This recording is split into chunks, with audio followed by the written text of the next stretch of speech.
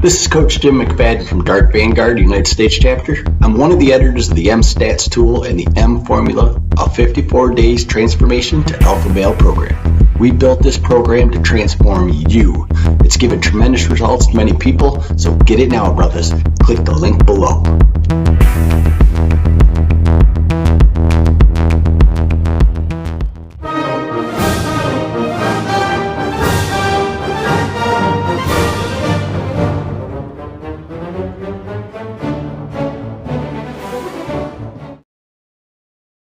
Hello, Philippines. Welcome to the Redpill PH Talk Sessions. This is Correy from Dark Vanguard, United States Chapter. I'm the friend of your coach, and our story was mentioned in the masterclass of Red Book. Today, we will be discussing the Red Pill on how to improve your social skills. Social skills are a very important thing to have, not only for your physical, but your mental health. When you're working, it's good to make sure that you work with all your coworkers and you get to know them on a personal level. That way, if anything were to ever happen to you or them, you could help them out. Let's say you're going and you get into a car accident and you can't rely on family because they're really far away. But if you have some close friends, either coworkers or friends outside in your social circle, you could talk to them and you can rely on them and you could have them help you with all your needs. If you ever wanted to go out to a bar or a party or dinner, it's good to have a group of friends that you can go out with. You guys can go and you can relieve stress. You can talk. You can, whatever you need to get done, you can bounce off your ideas off somebody else to work with. A lot of times you can have coworkers as your friends as well. But you want to make sure that if you have a coworker as a friend, that you don't necessarily bring any of your work problems outside when you're seeing this friend outside of work. There's a time and a place to do work and work problems, but being in social setting outside of work is not one of those times. Another way that for your social skills, it improves your mental health. During the pandemic, when everything was shut down, we all were staying inside. So we all stayed inside with our families, with our pets, with our loved ones, but we didn't necessarily get a chance to see a lot of friends, except if we were on Zoom or Skype or whatever the video ones are, and that's not a real way to interact with people.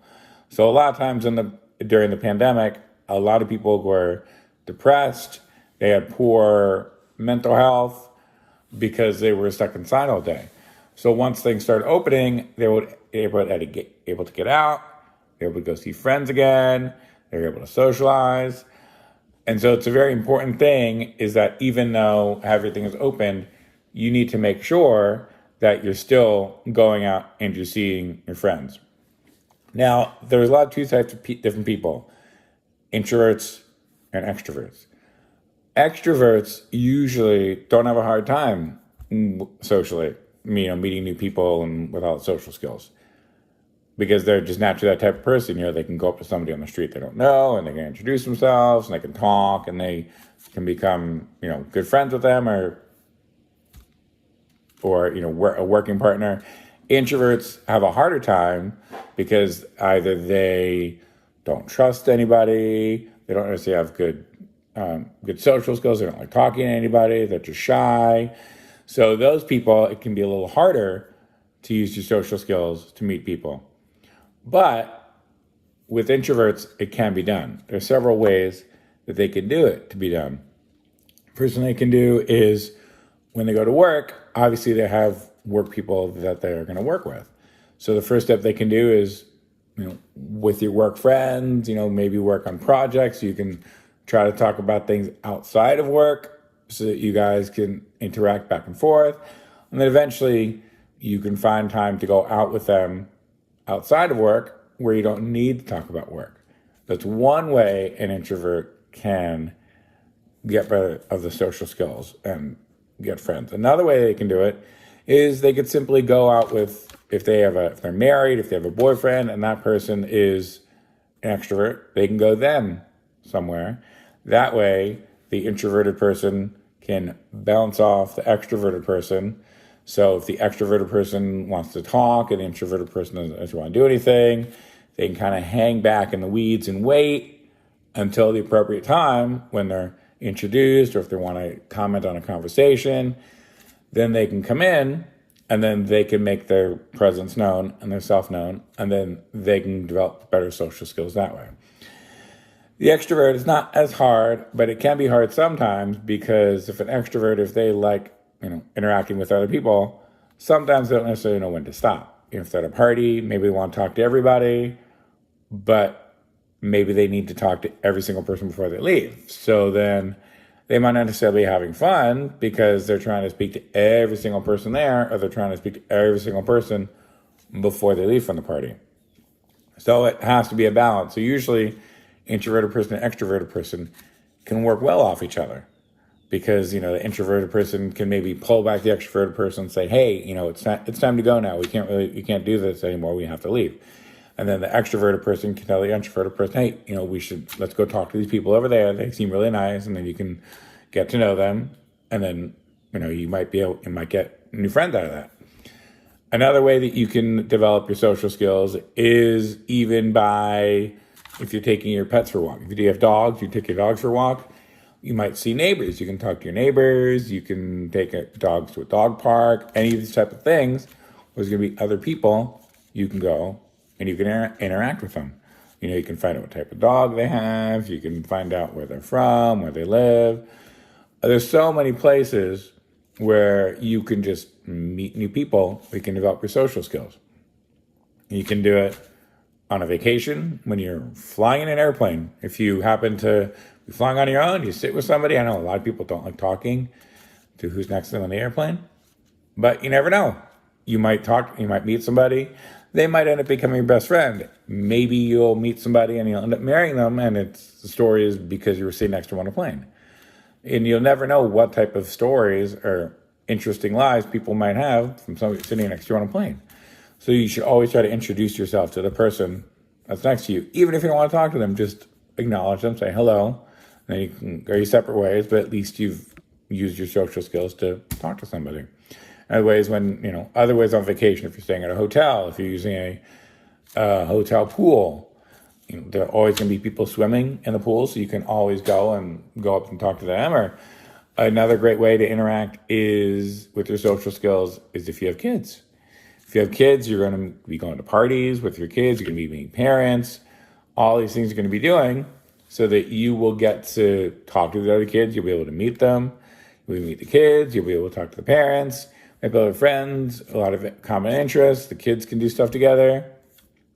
At schools, you can meet the teachers. You can have interactions with them inside. You might always have interactions with them outside, because it might, look type of inappropriate, a parent with a teacher. But you can talk to them inside school. You can meet all the other parents in the classrooms. You have the social skills that way. So there's many places and many situations where you can use and develop these social skills. Now, you can also do other things like libraries. Obviously that's quiet there, but maybe you'll see that the person that's in front of you is checking out the same book you're checking out. That's one common interest area right there that you have. You're like, wow, we like the same book. Maybe they'll like other things.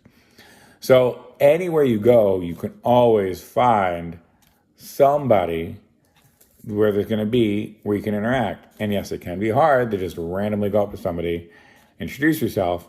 So it's easier to see if they're doing something that you have an interest in, and then you can go up and do it. Or you can bring somebody with you and you can let that person initiate the conversation and then jump in accordingly. But there's many different things you can do to make sure that you're always improving your social skills. Everybody can do it.